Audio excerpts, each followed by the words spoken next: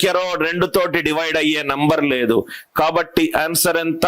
Composite number. Answer ఎంత? Composite number. Answer ఎంత? Composite number. 5 power 73 plus 73 plus 12. ఇంకొంచెం level పెంచుదాం.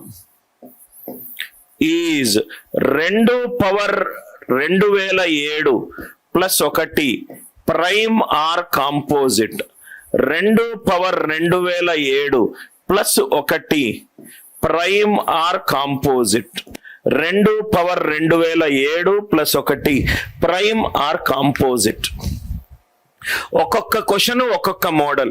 ఇప్పుడు మీరు లేటెస్ట్ గా చూసినట్టు అయితే ఎస్ఐ, ఎస్ఎస్సి, సిజిఎల్ ఏమన్నా ఎగ్జామ్ తీసుకోండి, రైట్? ఆ పాత మోడల్ అన్నీ అయిపోయినాయి సార్. పేపర్ లెవెల్ ఎక్కడ అడ్వాన్స్ లెవెల్లోకి వెళ్ళిపోయింది అండ్ ఇంకా టీచర్ ఆ లెవెల్లోనే ఉన్నారు. ఈ కొత్త ప్రాబ్లంలు అన్నీ కూడా అడ్వాన్స్ లెవెల్లోనే. ఒక టాపిక్ తీసుకుందాం, ఇన్ డెప్త్ కవర్ అవుదాం, దాని తర్వాతనే ఇంకో టాపిక్ వెళ్దాం. 2 పవర్ 2007 ఇది చూడండి సార్. దీన్ని నేను 2 పవర్ 2007 ప్లస్ 1 పవర్ 2007 గా రాసుకోవచ్చు కదా. 1 పవర్ 2007 గా రాసుకోవచ్చు. అంటే దీని వాల్యూ ఏ పవర్ ఎన్ ప్లస్ బి పవర్ ఎన్. నిన్న మనం డిస్కస్ చేసాం. ఏ పవర్ ఎన్ ప్లస్ బి పవర్ ఎన్ ఏ ప్లస్ బి తోటి డివైడ్ అవుతుంది ఎప్పుడు? ఎన్ ఆడ్ నంబర్ అయినప్పుడు. ఏ పవర్ ఎన్ ప్లస్ బి పవర్ ఎన్ ఎప్పుడు కూడా ఏ ప్లస్ బి తోటి డివైడ్ అవుతుంది ఎప్పుడు? ఎన్ ఆడ్ నంబర్ అయినప్పుడు. ఎన్ ఆడ్ నంబర్ అయినప్పుడు. 2007 అనేది ఆడ్ నంబర్ కాబట్టి ఇది 2 + 1 3 తోటి డివైడ్ అవుతుంది.